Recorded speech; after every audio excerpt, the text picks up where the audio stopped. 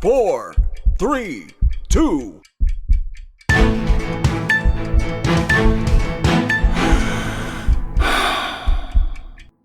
Hey, welcome to the Junior Hockey Advisor one-on-one with Jeff Kolcon.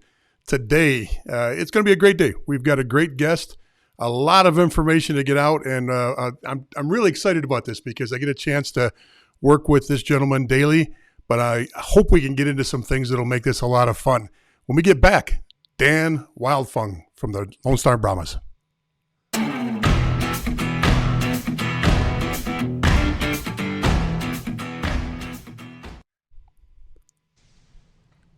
All right, let's see if this rolls. Dan, how you doing? Great. How are you, Jeff? I'm doing great. Hey, listen, there's so much I want to get into, but I want to make sure that we kind of give everybody a start of platform so they understand a little bit about you and where you come from. It's easy to say you've got a guy going into his 10th year in the NAHL. It's easy to say you got a guy that's won a national title in the North American Hockey League, and then two in the I believe it was what was the league before that? The CHL, was it? Where Lone Star or with Shreveport, sorry. But there's so much more to that than just that. You got a guy sitting here that after his first year as a NAHL coach has never been lower than second place. I would argue, and Dan, jump in and tell me, is there anybody that's had the longevity that you've had so far in the NAHL since you've been there? Is there anybody still there? Jeff, I kind of just worry about myself day to day. That's why I have that longevity. It's a grind. There's been some really great coaches in the North American League. Obviously, Scott Langer's one of the top coaches of all time. He's at the most wins, and he's now back with Aberdeen again. So, then there's been a lot of guys that stuck around the NAHL and they got their shot to go to college or USHL or somewhere else. So it's great. I'm very fortunate to where I'm at. So just to kind of back up and give a little bit of history, you're from Clinton, Ontario. I'm going to throw a couple names out, see how well you know your hometown. Matt Dalton. I know Matt Dalton really well. Skated with him last weekend. Did you really? Yeah, he was skating with myself, Ryan O'Reilly, and Drew Dowdy, and he was out there. He was our goalie. How about Fred Elliott? Oh, boy. I don't know. You're making bad here. That's not good. Little older. He was a 1903 guy, NHLer, though. I didn't know if that was a plaque up on the rink or something in Clinton with the name Fred Elliott on there.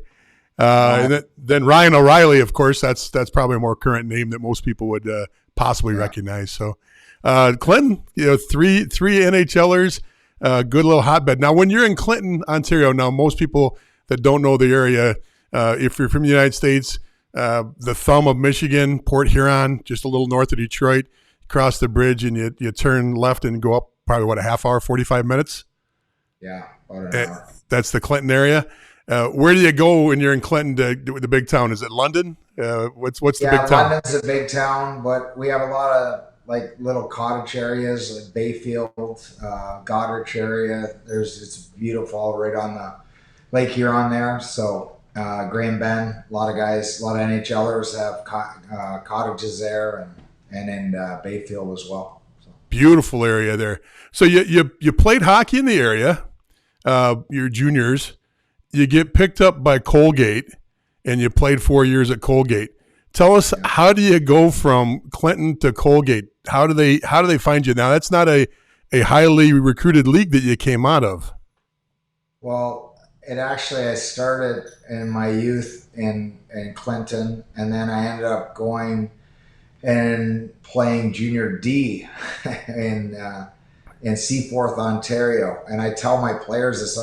They go, Coach, you played Junior D? I go, yeah. I was 15 or 14, turning 15, playing against farm boys. And let me tell you learn to grow up quick against those guys. They don't mess around. There wasn't really a lot of AAA in our area. So we ended up playing against a lot of really good players, hometown players that didn't want to leave the farm. And they were still really good. It was really good hockey. But Then I ended up going to St. Mary's, Ontario, which I had a 3-year career there, junior career. Loved it there, every minute of it. Now, that was Western Ontario at the time?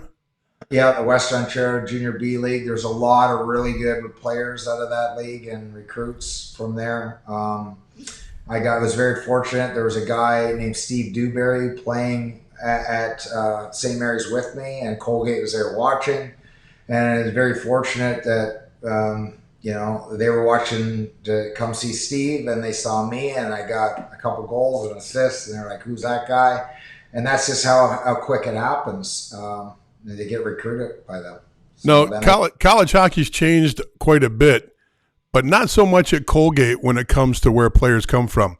Right now it's almost 70%, 73% of the NCAA is American-born. Colgate still runs half and half or more Canadian. Did you see? Have you seen a trend in the way the recruitment out of Canada comes, or is Colgate just old school in the way they think about things? Well, I think Don Vaughn's been around there a long time. He has a honey hole that in Canada. He really likes those guys that he's got guys from and coaches.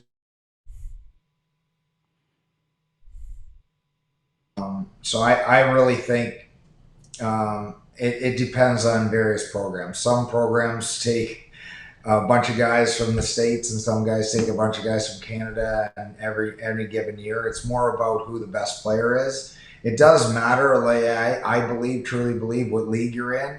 It makes a difference. Oh, absolutely. I mean, the Big Ten now hardly has a Canadian in it.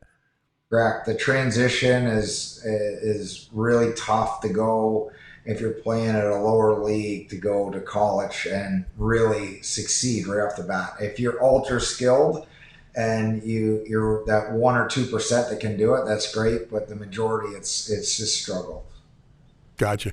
Dan, you left Colgate. You played a few games. It looks like your senior year, I believe somewhere in the Northeast, before you made the trek down to Shreveport. Once you got to Shreveport, though, did you ever think that you'd still be in that area, or did you ever think you'd have the longevity you had when you first got there?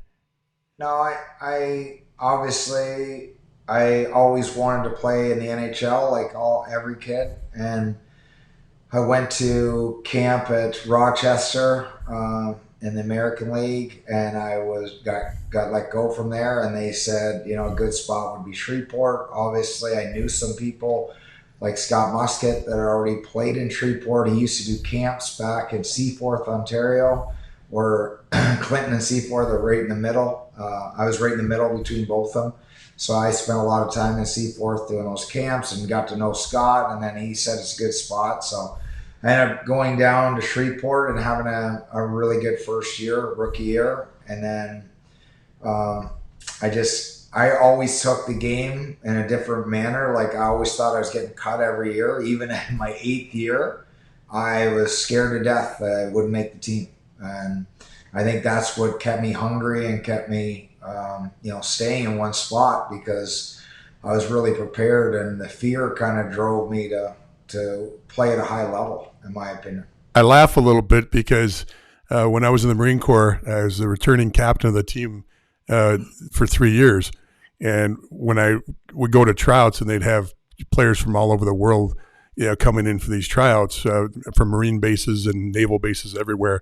So there's a couple hundred people there, and I'm still in the bathroom throwing up as the returning captain.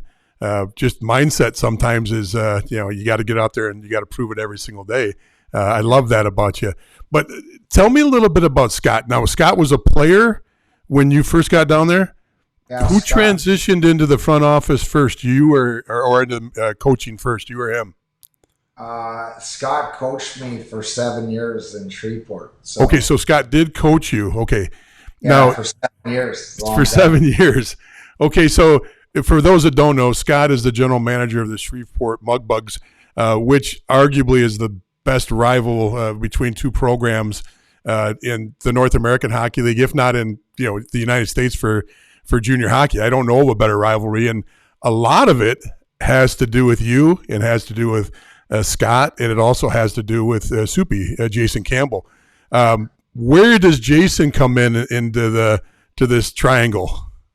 So I played with, when I first came down my rookie year, Jason Campbell was a rookie too. He came out of the OHL. And he came down. Obviously, he had some ties with me as well because I played summer hockey with Jason Campbell growing up in Durham, Ontario. So it's really hockey. You guys obviously know it's a really small world. And Craig Menard, he played down there with us. He played summer hockey with us growing up, and that's how we kind of built. Some of the teams down there is just by knowing people, but Jason came down. I was there with him for 8 years, and then obviously played a couple more years, and then he transitioned into coaching as well. But Soupy was one of those warriors. He got big time goals at key times. He's a great penalty killer. He really thought the game really well. He's obviously a heck of a coach too. So when you're there as a player, you have a fantastic run, captain of the team. I believe you won. Did you win 2 championships as a player? Yes. 2 as a player.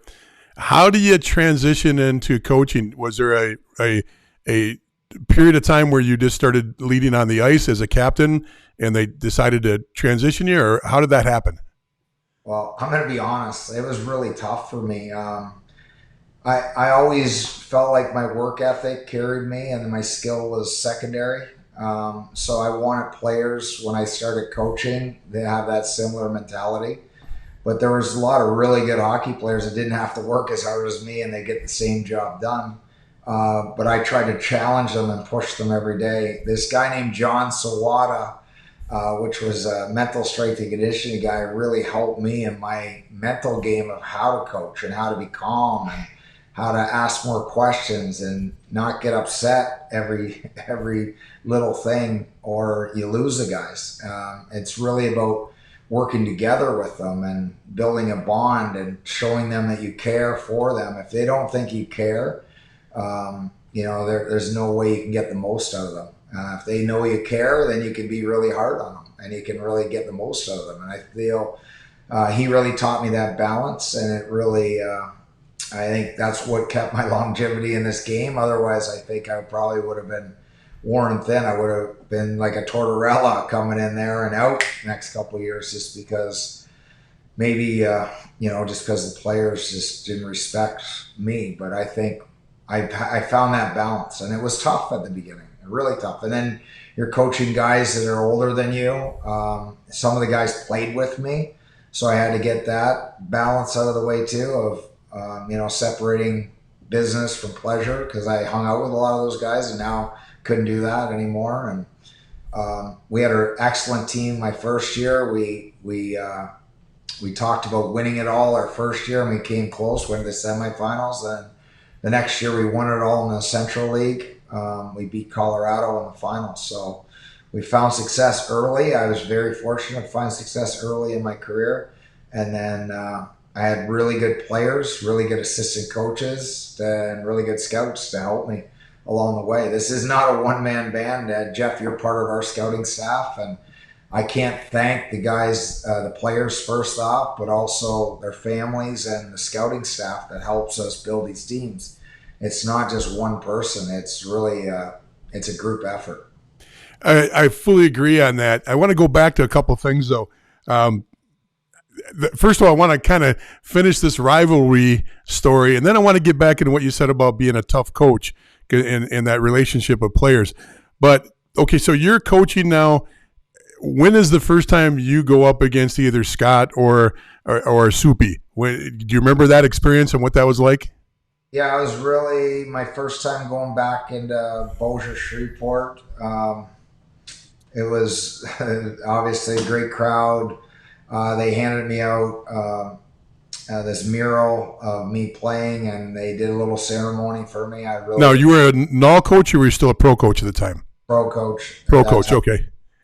So then we ended up, I think we won that game, but then we ended up meeting Shreveport in the in playoffs, and they didn't lose much at all. I think they might have lost maybe 10, 11 games. I might be wrong. It's been a long time, but they didn't lose a lot, and we ended up sweeping them in playoffs. and we had some bounces that went our way. It could have went either way, but they had a really good team, and we got some fortunate bounces to sweep, and that kind of started the rivalry, I think. So then the next year it was like, okay, they took it to us a little bit, so it went back and forth, and we always wanted to win. I know Muskie's competitive, I'm competitive. I think that brings the best out of both me and him, and the worst sometimes too, because we can go overboard. But I think it's rivalry in sports is really good for fans. It's really good for the teams. It just brings a lot of competitive juices out, and it brings, I think, the best out of a lot of players. So I've had the privilege to see probably 15 or 20 of these Shreveport Brahma games, and I've seen some where they've been literally intense regular season games, scratching and clawing for points. I remember a few years ago where you guys were playing in your barn, and you guys, it looked like a Game 7 Stanley Cup game, just fighting, and you're still in regular season. Is there one game that stands out to you in that rivalry?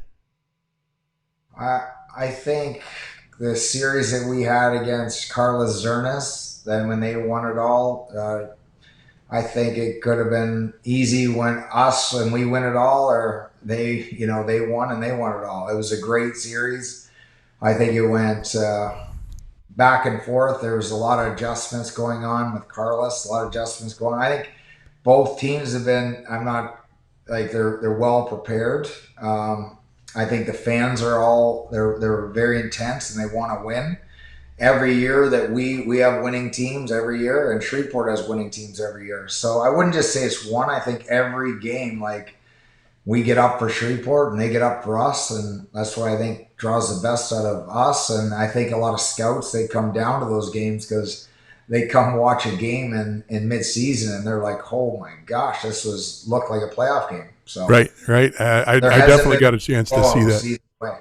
I know that. So as a parent of a player against you, we were even forewarned. Hey, you're going to watch the game. If you're going to be on the road in Dallas watching Lone Star, it's going to be intense. Make sure y'all sit together. Just it's a different experience, and I don't think most people get it. And for those that don't know the area well, Shreveport and Dallas are hour and 15 minutes apart. 3 hours. Oh, is it that far? Okay, 3 hours. Sorry about that. I must drive a lot faster when I'm down there than I should. Okay, so we got that. Now, let's talk a little bit about you and your style. Let's talk about that intensity with the players. Yeah, talking around with people over the last few weeks as I get ready for this interview. Hard nose, tough to play for, intense, old school. Those are the kind of things, all with respect, that those are not the phraseology was never used in a disrespectful manner, but you're a throwback in hockey today compared to a lot of coaches. What makes it – go ahead. I'm sorry. No, I think I really have a passion for the game. I have a passion for these players of getting them where they want to go. And a lot of them don't think they can achieve a lot of these goals, or they think they can, and I see more in them. And sometimes we do clash a little bit because I'm trying to push them further than they want to go, and they end up, not liking me. But once they get that $200,000 scholarship or $150,000 scholarship, changes a little bit. Everything seems to change. So it's kind of like the Army, I would say. Like when you go in the Army, it's tough those first couple months. It's really hard because we're pushing, and then once you get in a routine and get set, I care about you, and we know we're working together and not working against each other. We're probably hard on the ice, but when we get off the ice, like, we have great conversations. We don't yell. We just talk. We really try and ask questions like, hey, like, what do you think you did today? How do you think you would evaluate yourself? Right. You give everything you got. So, but on the ice, we're definitely have a standard, and I know a lot of other coaches have big time standards, and we will not drop our standard for anyone. And if they want to play down here when we're up here, then we have a problem. So for those out there, and it frustrates me a lot when I read about modern coaching and I read about the style of coaching. I tend to look at the world like you do. That's the Marine Corps in me. Black and white, work your butt off, but be respectful and know when to turn it on and off the switch. What do you say to people that say the modern player can't play for an intense coach, or a modern player can't play for somebody that holds them accountable in the way that you do? I think it's just a mindset. Like we always talk about, if you want to be a Division I player, it's a perfect spot for you. If you don't want to be a Division I player, this is not a good spot for you. And if you want to be a Division III player, it's a great spot for you too, because we send a lot of guys to Division III, high-end Division III schools. But we really believe that the modern day is what we're trying to do too. Like, we just have a little bit of the old school mentality. Like, we hold each guy accountable every time out there. And I think we get a lot of guys committed because we are detailed in what we teach here. We are detailed in how hard we play. So they don't have to teach that. We feel that we have a good idea of what it takes to go play in college with our staff. So we try and make sure that they're prepared and ready for that. And I can't be like sugarcoating it and saying, oh, well, it's going to be okay. And then they get to college and they're sitting out. That is one thing we take pride in, is our guys are going into college and playing. They're not sitting out because they're ready to go. They're intense. They're going to be able to battle. They're going to be able to compete. And I think a lot of coaches in the North American League do a great job of that.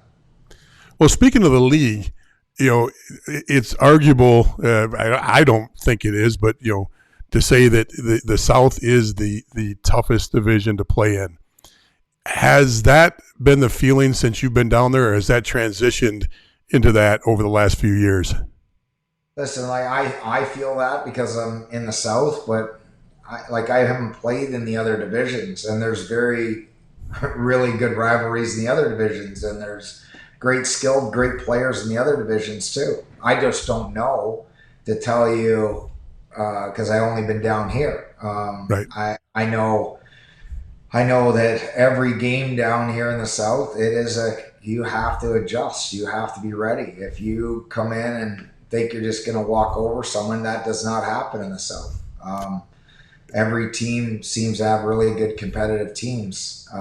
So there's great coaches. There's it's like a kind of an old pro mentality here. There's a lot of Central League teams that ended up become NA teams. So there's a good fan base that really wants to win. And I think maybe there's other teams in the league that they don't have as many fans. So, but I truly believe that this league as a whole is very, very competitive and hard every night. Every coach is competing and battling. So I wouldn't just say it's just the South. I think it's more, our league is really good league. And I've had a lot of guys come from different leagues, and they express how good a league it was once they got in. We get a bad rep sometimes.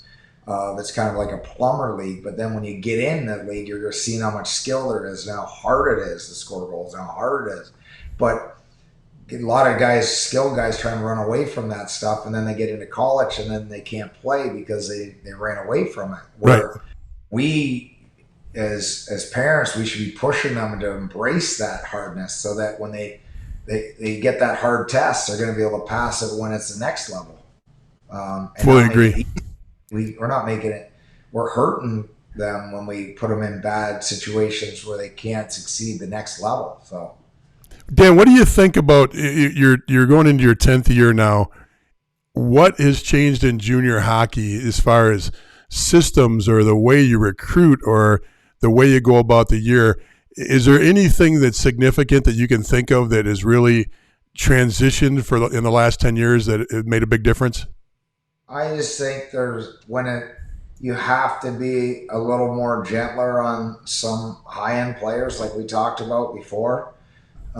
Every player's handled a little bit differently. than it is before. It was just, okay, this is it, and that's what we're doing. There is a little bit of coaching personalities. That has changed a lot, where before you could just go like, okay, this is all we're doing, and everyone's held and everyone's doing it. There's a little bit of adjusting and favoritism, I would call it, a little bit, to help your top end guys. But as far as systems and stuff, I think it's always it's been very similar to us, like what we do around here. But we're always trying to create more offense, and we're always trying to work on things that are going to be game like situations. I think that's what's changed in us a little bit more over the years. And it's just the game has got quicker and faster, and you have to adjust. And if you don't adjust, you adapt or you die. And I think we've adapted in our scouting. Obviously, bringing you on board and Jeff and Bloom on board, like he's really helped just bring us to another level of how we recruit a player, how we see players, how we make it more professional, how we bring the next player to us. Because in the junior level, they're gone quick. Like they're there maybe 1 year. We do all this teaching, and then they're gone. Right. Or if we have a guy for 2 years, he might be going to the USHL. Or there's just a lot of variables. We have these guys, and then they're gone the next year, and we're proud. Like that's what we're supposed to do as coaches. We're supposed to move guys on, and that's what we're very proud of as an organization and as a North American League team. I really love how many commitments we have and the dedication the coaches have to putting guys into upper levels. That's a perfect way to start to wrap this up. I got a couple more questions. One question I want to ask you is there ever been a year where you've changed more than the players coming into your team have changed?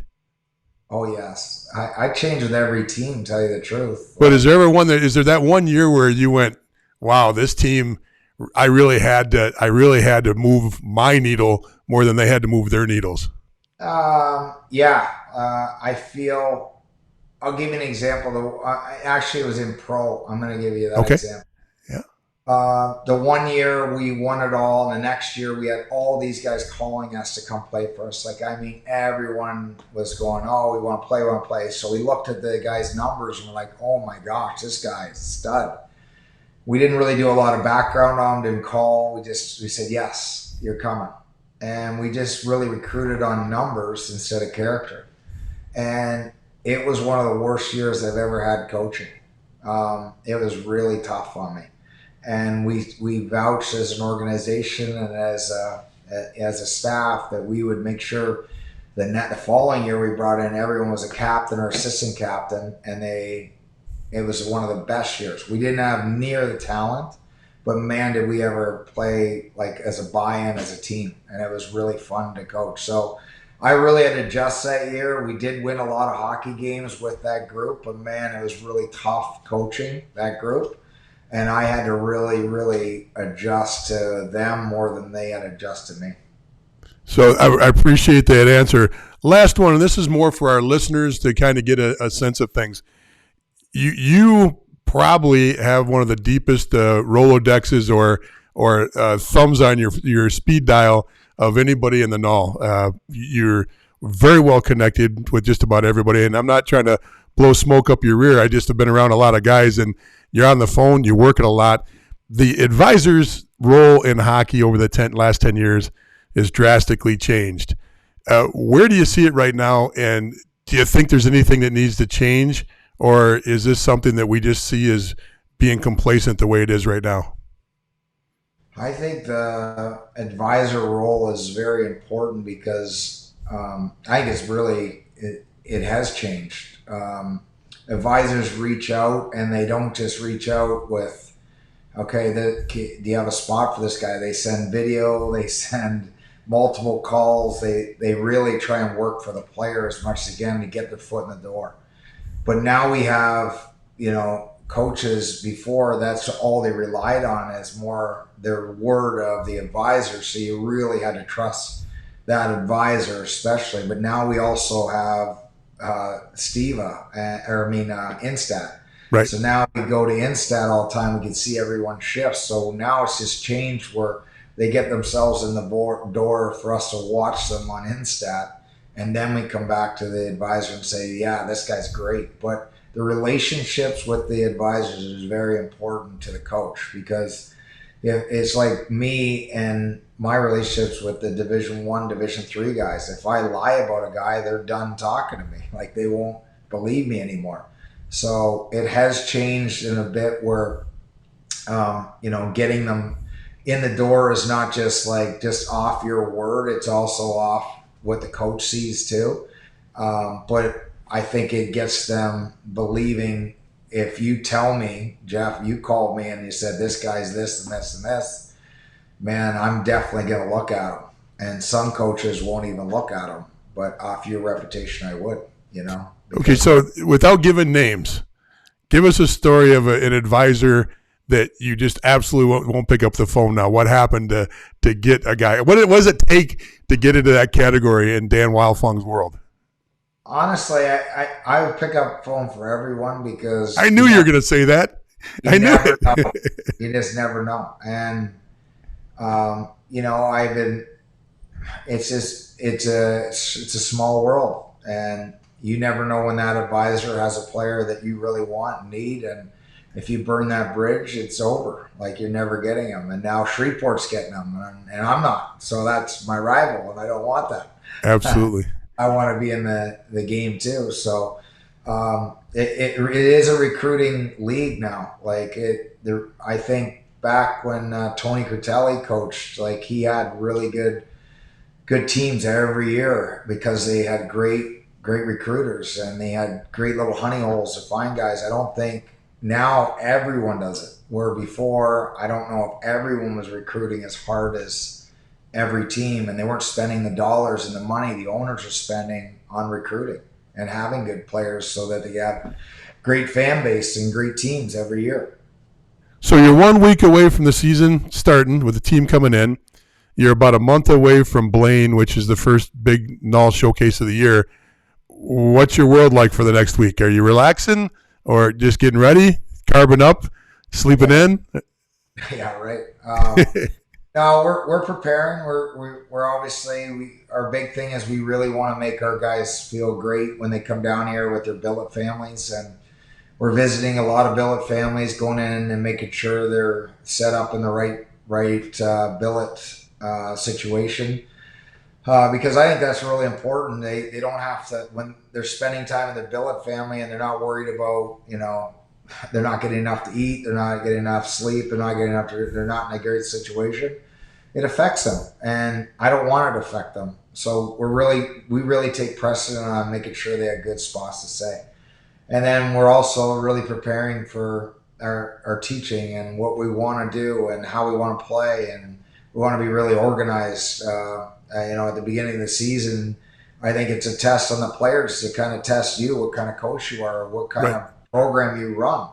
And if you come unorganized and kind of sleepy, and I'm not prepared, well, you just wasted their time, and their time's valuable too. And they only have a short window to try and get committed here, in my opinion. And that is my job, is to help these guys not just win a championship, but also help them move on in their lives and their career, and try and get them committed, and not just committed, but make them a good human being too, and try and understand respect is a very important thing, and work ethic, and being humble, and petty problems. There's just a lot of things in there that we try and teach along the way. And our staff is really getting all our ducks in a row and making sure we have that day one. We're not guessing what we're doing on grade 2 or grade 3. We know what we're doing. Dan, I appreciate your time today. Extremely insightful of what you're doing with your program. Thank you so much for the interview, and give us a prediction. Where are you going to end up this year? I want to win it all. There you go. Hey, folks, Dan Wildfong, Lone Star Brahmas, thank you so much. And we will wrap it up when I get back.